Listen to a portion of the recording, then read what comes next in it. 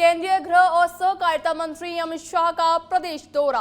दादरिया में सहकार और रोजगार उत्सव में लेंगे भाग। वहीं प्रदेश को विभिन्न योजनाओं की मिलेगी सौगात। सहकारिता, कृषि, दुग्ध उत्पादन क्षेत्र में मिलेगी सौगात। वहीं 25,000 से ज्यादा पशुपालक शामिल होंगे इस पूरे कार्यक्रम में। वहीं लाभार्थियों को ऋण उपलब्ध और युवाओं को नियुक्ति पत्र मिलेंगे। साथ ही 8,000 से अधिक युवाओं को मिलेंगे नियुक्ति पत्र। मुख्यमंत्री भजनलाल शर्मा सहित कई जनप्रतिनिधि भी करेंगे शिरकत। तो आज राजधानी जयपुर के दौरे पर निकले हैं गृह मंत्री अमित शाह। कई सौगात दे सकते हैं अमित शाह, सारी तैयारियां कर ली गई हैं। राजधानी जयपुर के दौरे पर रहेंगे गृह मंत्री अमित शाह। दादरिया में सहकार और अधिक जानकारी के लिए फोन लाइन पर हमारे सहयोगी लाल सिंह फौजदार जी जुड़ चुके हैं। लाल सिंह जी, आज राजधानी के दौरे पर गृह मंत्री अमित शाह रहेंगे, क्या कुछ उनका पूरा कार्यक्रम है, बताएं।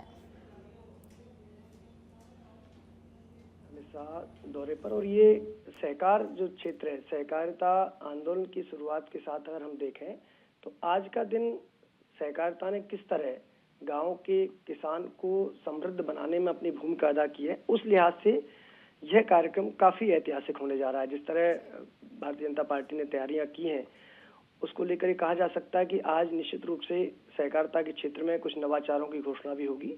क्योंकि जो स्थल चुना है वो वही स्थल है जो पीएम मोदी की ऐतिहासिक सभा के लिए चुना गया था, दादिया, जहाँ पर भजनलाल सरकार बनने से पहले एक ऐतिहासिक सभा को पीएम मोदी ने संबोधित किया था। उसी स्थान को चुना गया है। उस स्थान को चुनने का तात्पर्य साफ है कि वहाँ पार्टी एक बार फिर सहकारिता के क्षेत्र में नवाचार की ओर आगे बढ़ रही है। उसके साथ ही एक बड़ी संख्या में जो तमाम लोग सहकारिता आंदोलन से जुड़े हुए, जिन्होंने गांव-गांव में सहकारिता को आगे बढ़ाया, एक सबके साथ, सब एक के साथ की भावना के साथ, और कैसे सहकार से समृद्धि की ओर बढ़ सकते हैं, इसको लेकर जिन्होंने काम किया, आज ऐसे तमाम वो लोग आज मौजूद रहेंगे। करीब 1 लाख का दावा किया जा रहा है। इसके साथ ही इस कार्यक्रम के जरिए भजनलाल सरकार एक मैसेज भी देना चाहेगी कि जिन लक्ष्यों को लेकर, जिन वायदों को लेकर सरकार चल रही है, उनकी झलक भी आपको देखने को मिलेगी। जैसे सरकार ये कह रही है कि हम रोजगार पर फोकस कर रहे हैं, 5 साल में 4 लाख रोजगार देंगे, तो आज उसकी झलक मिलेगी जब 8,000 युवाओं को नियुक्ति पत्र वितरित किए जाएंगे। इसके साथ ही भजनलाल सरकार कहती है कि हम सुरक्षा तंत्र को मजबूत कर रहे हैं, हमारी प्राथमिकता है कि आम जन को सुरक्षा मिले, और उसके लिए पुलिस तंत्र को मजबूत किया जाए, पुलिस बेड़े को मजबूत किया जाए। इसकी झलक उस समय में देखने को मिलेगी जब अमित शाह पहुंचेंगे और उनके लिए फ्लैग मार्च किया जाएगा। उस समय अत्याधुनिक गाड़ियां जो अभी थानों को दी गई हैं, उनके जरिए फ्लैग मार्च किया जाएगा। साथ ही एक महिला सशक्तिकरण का उदाहरण भी आपको देखने को मिलेगा, जब बाइक पर सवार महिला पुलिसकर्मी फ्लैग मार्च में सबसे आगे शामिल होंगी। तो ये एक मैसेज होगा। साथ ही रोजगार देने का मैसेज है, सुरक्षा तंत्र को मजबूत करने का मैसेज है, गांव किसान को मजबूत बढ़ाने का मैसेज है, कैसे गांव को आगे बढ़ाया जाए इसका मैसेज दिया जाएगा, और तमाम कुछ घोषणाएं भी की जाएंगी। इसके दौरान अमित शाह घोषणा करेंगे कि कैसे सहकारिता को आगे बढ़ाया जाए। खासकर हम बात करें तो जो अन्न भंडार, फ्री अन्न भंडारण का मामला है, उसको लेकर प्रयास किया जाएगा। अन्न भंडारण योजना के तहत 24 गोदाम का निर्माण किया जाएगा, उनका आज लोकार्पण किया जाएगा। 24 मिलेट्स आउटलेट्स का लोकार्पण करेंगे। इसके बाद गोपाल क्रेडिट कार्ड योजना के तहत 1400 लाभार्थियों को लगभग 12 करोड़ रुपए का ऋण दिया जाएगा। इसके साथ ही सहकारी समितियों को 2346 माइक्रो एटीएम का वितरण किया जाएगा। श्वेत क्रांति 2.0 पीडीएस ऑनलाइन रजिस्ट्रेशन प्लेटफॉर्म की लॉन्चिंग की जाएगी। इसके साथ ही जो धूप आता है उसकी कैरियर के लिए 100 नए वाहन, जैसे मैंने पहले बताया था, उसका फ्लैग मार्च में आपको देखने को मिलेगा। तो तमाम नई योजनाएं आपको देखने को मिलेंगी, नए लोकार्पण आपको देखने को मिलेंगे, और इसमें अमित शाह का उद्बोधन होगा सहकारिता को लेकर किस तरह। चूंकि जैसा कि लगातार हम दर्शकों को बता रहे हैं, ये जो वर्ष है 2025 का वर्ष, संयुक्त राष्ट्र संघ ने सहकारिता वर्ष घोषित किया है, और केंद्र सरकार ने सभी राज्यों को अपने अपने राज्यों में 54 टास्क दिए हैं, उनको आपको पूरा करना है, उनके आधार पर आपको सहकारिता को आगे बढ़ाना है। तो ऐसे में उसकी झलक भी आपको देखने को मिलेगी। और मैं एक बात और साझा करना चाहता हूँ इसमें यहाँ पर, क्योंकि आपने देखा होगा कुछ समय पहले सीएम भजनलाल शर्मा का दौरा हुआ था दिल्ली में, तब उन्होंने अमित शाह को आमंत्रित किया था कि आप राजस्थान आइए, सहकारिता में राजस्थान बहुत आगे बढ़ रहा है, लगातार प्रयास कर रहा है, चाहे वो किसानों को ऋण देने की बात हो, चाहे किसानों को जोड़ने की बात हो, चाहे कृषि यंत्रों पर ऋण की बात हो। ऐसे तमाम जो काम सहकारिता के जरिए किए जाते हैं उनमें प्रयास किया जा रहा है कि राजस्थान को आगे बढ़ाया जाए। तो आप आइए, उनके निमंत्रण को स्वीकार करते हुए आज अमित शाह जयपुर आ रहे हैं और दादिया की धरती पर आ रहे हैं। इसलिए एक आम चर्चा है कि क्या एक बार यहाँ कोई नया इतिहास रचने जा रहा है। तो जैसा कि कल हम सीएम भजनलाल शर्मा से हमने बात की थी, तमाम पार्टी के नेताओं से हमने बात की थी, तो उनका यही कहना है कि आज निश्चित रूप से सहकारिता के क्षेत्र में यह कार्यक्रम मील का पत्थर साबित होगा। जी स्नेहा। शुक्रिया लाल सिंह जी, तमाम जानकारी साझा करने के लिए। नजर बनाए रखिएगा, आगे भी आपसे इस खबर को लेकर हम अपडेट लेते रहेंगे। तो गृह मंत्री अमित शाह का आज जयपुर दौरा है। दोपहर 3 बजे होंगे सभा स्थल से एयरपोर्ट के लिए रवाना।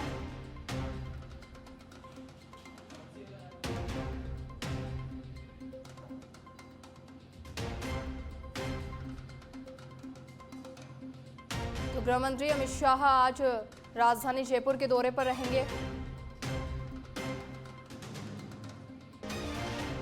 तो वही बात अब अमित शाह के मिनट टू मिनट कार्यक्रम की करते हैं। सहकार और रोजगार उत्सव कार्यक्रम में करेंगे शिरकत। वही पुलिस के 100 नए वाहनों का फ्लैग ऑफ सेरेमनी, इस दौरान प्रदर्शनी का निरीक्षण करेंगे अमित शाह। वही सहकारिता विभाग की उपलब्धियों पर लघु फिल्म का प्रदर्शन भी किया जाएगा। अन्न भंडारण योजना के तहत निर्मित 24 अन्न भंडारण गोदाम का वर्चुअल लोकार्पण करेंगे अमित शाह। वही श्री अन्न के प्रोत्साहन के लिए संचालित 64 मिलेट्स आउटलेट्स का वर्चुअल लोकार्पण करेंगे। वही गोपाल क्रेडिट कार्ड योजना के तहत 1400 लाभार्थियों को 12 करोड़ ऋण वितरण करेंगे। दुग्ध उत्पादन सहकारिता समिति को 2346 माइक्रो एचएम वितरण करेंगे। वहीं श्वेत क्रांति 2.0 पीडीसीएस ऑनलाइन रजिस्ट्रेशन प्लेटफॉर्म की लॉन्चिंग। वही सहकारिता एवं रोजगार उत्सव से संबंधित 4 जिलों के संभागियों से संवाद कार्यक्रम है। पुस्तक विमोचन, पंडित दीनदयाल उपाध्याय गरीबी मुक्त कार्यक्रम अभियान के तहत सफलता की कहानियों का संकल्प लेंगे। साथ ही वंदे गंगा जल संरक्षण अभियान के तहत सफलता की कहानियों का संकल्प। तो ये मिनट टू मिनट गृह मंत्री अमित शाह का कार्यक्रम।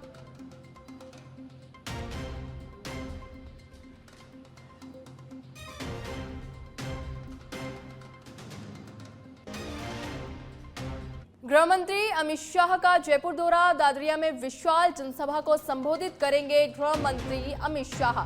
दौरे को लेकर जयपुर पुलिस ने किए सुरक्षा के पुख्ता बंदोबस्त। सुरक्षा में तैनात रहेंगे 12 आईपीएस अधिकारी, 30 एएसपी, 60 डीएसपी, 232 इंस्पेक्टर एसआई और एएसआई, वही 2000 हेड कांस्टेबल और कांस्टेबल। वहीं आरएसी की 8 कंपनियां भी रहेंगी। इस दौरान तैनात police commissioner Biju George Joseph कर रहे हैं पूरी सुरक्षा व्यवस्थाओं की मॉनिटरिंग। तो गृह मंत्री अमित शाह जयपुर के दौरे पर रहेंगे, इसको लेकर सभी तैयारियां पूरी कर ली गई है। सुरक्षा के पुख्ते इंतजाम कर लिए गए हैं ताकि किसी तरह की कोई परेशानी ना हो। प्रशासन की तरफ से पूरी तैयारी पूरी कर ली गई है। गृह मंत्री अमित शाह का आज जयपुर दौरा है, मिनट टू मिनट उनके कार्यक्रम है और इसको लेकर प्रशासन भी अब पूरी तरीके से मुस्तैद है।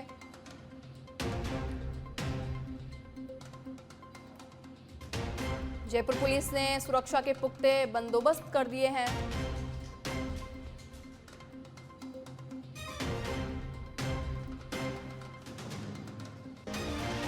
जयपुर से ब्यावर आ रही रोडवेज बस ट्रेलर से टकरा गई। हादसे के बाद मौके पर चीख पुकार मच गई। हादसे में 9 लोग घायल हो गए, जिनमें से 3 को गंभीर हालत में अस्पताल पहुंचाया गया।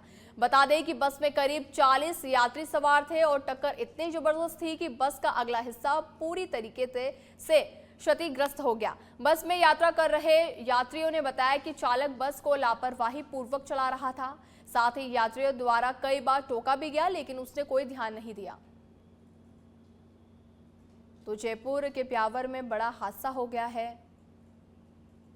कई लोग इसमें घायल हो गए हैं। रोडवेज बस ट्रेलर से टकराई, जिसके कारण एक बड़ा हादसा हो गया।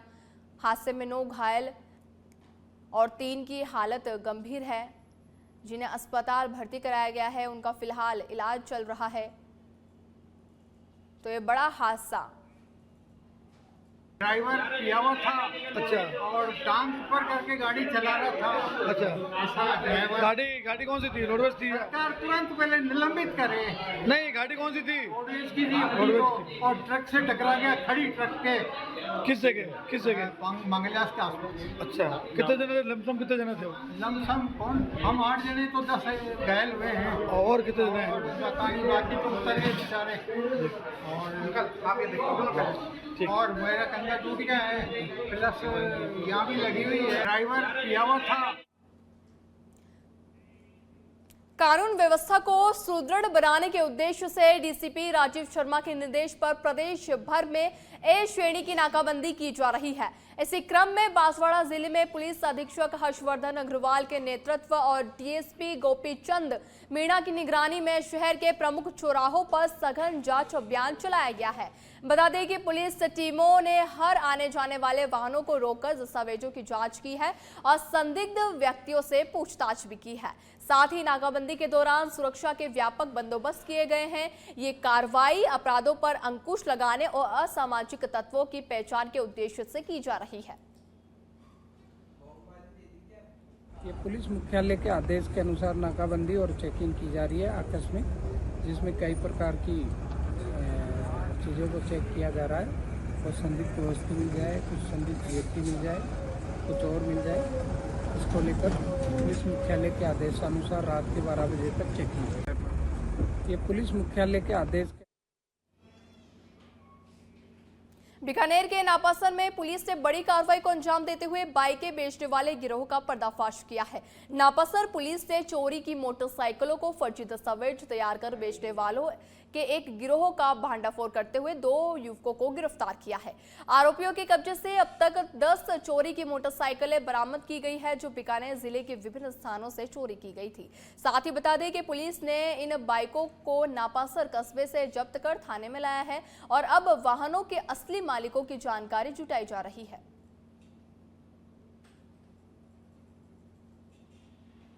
थाना नापासर के श्री सुरेंद्र कुमार एफसी और विनोद कुमार एफसी ने काफ़ी प्रयासों से 2 आरोपीगण दीपक सुनो भागीरथ मेघवाल निवासी नापासर व कार्तिक पुत्र भीमराज जाति किस्मी देसर को दस्तयाब कर इन्होंने जो चोरी की हुए 10 मोटरसाइकिल हमने बरामद किए हैं। बाकी प्रयास जारी है एवं 10 मोटरसाइकिलों के इन्होंने फर्जी दस्तावेज तैयार कर आगे पहचान किए गए हैं, इसलिए अनुसंधान जारी है। आरोपीगण खबर जालोर के बीनमाल से है, जहां बीनमाल तहसील की ग्राम पंचायत दातीवाड़ा में अंतर्गत खाकरला नाड़ी बागों की ढाणी के ग्रामीणों ने उपखंड अधिकारियों को ज्ञापन सौंपा है। ज्ञापन में ग्रामीणों ने ये बताया है कि पिछले कई दिनों से उनके गांव का मुख्य रास्ता कुछ लोगों के तहत जबरन अवरुद्ध कर लिया गया है, जिससे लगभग 40 से 50 परिवारों और उनके बच्चों के स्कूल जाने की आवाजाही में भारी परेशानियां हो रही है। ग्रामीणों ने ये आरोप लगाया है कि ये रास्ता बीते 100 वर्षों से सार्वजनिक रूप से प्रयोग किया जा रहा है और यह मुख्य मार्ग तक पहुंचने का एकमात्र सुरक्षित रास्ता है। इनके मतलब आवागमन का पिछले 100 वर्षों से रास्ता है, लेकिन वो कोई 2-4 जातियां भील के हैं, जो शीलाराम, जबीराराम, शांता देवी और राजाराम, उन्होंने पिछले 2 दिन से रास्ता बंद कर रखा है। वहाँ पर बाढ़ में कांटे बितो रहे हैं, पत्थर रख दिया जो जिससे आवागमन का रास्ता खत्म हो गया, बंद हो गया। इसलिए बच्चे आए मांग लेकर सरकार एसडी साहब के आगे विनती कर रहे हैं कि हमारे एक ही मांग है, रास्ता खुलाओ, रास्ता खुलाओ। तो रास्ता खुलवाने के साथ ही निवेदन है कि हमारे रास्ता खुलवाए। इसी की मांग को लेकर ये दातिराज के पूरे ग्रामीण इनके साथ ही महिला जो पिछले 20 से 30 घरों की बस्ती है, वो पिछले 2 दिन से बंद है। आवागमन पूरी तरह से समस्या है।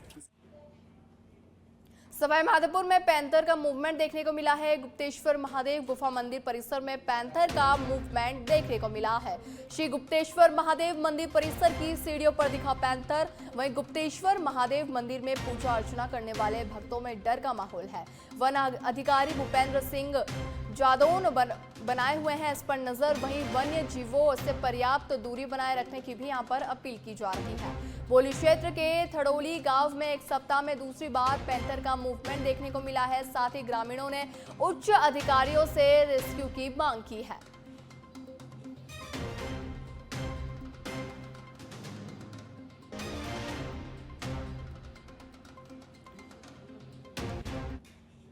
बीकानेर के महाजन से खबर है, जहां डिफ्यूज किए गए 2 जिंदा बम। महाजन कस्बे में कवरसेन लिफ्ट नहर के किनारे करीब 3 माह पहले मिले थे 2 जिंदा बम। महाजन पुलिस ने सुरक्षित रखरखाव दी थी, वहीं सेना के बम निरोधक दस्तों को इसकी सूचना दी गई। बम निरोधक दस्ता पहुंचा महाजन राजमार्ग संख्या 62 के पास। वहीं कवरसेन लिफ्ट नहर के किनारे किए गए दोनों बम defuse. Lieutenant colonel Monica George ने दिए बम डिफ्यूज। वहीं सेना के बम निरोधक दस्ते ने गड्ढा खोदकर की ये बड़ी कार्रवाई। राजमार्ग संख्या 62 पर करीब 10 मिनट तक रोका गया पूरा यातायात।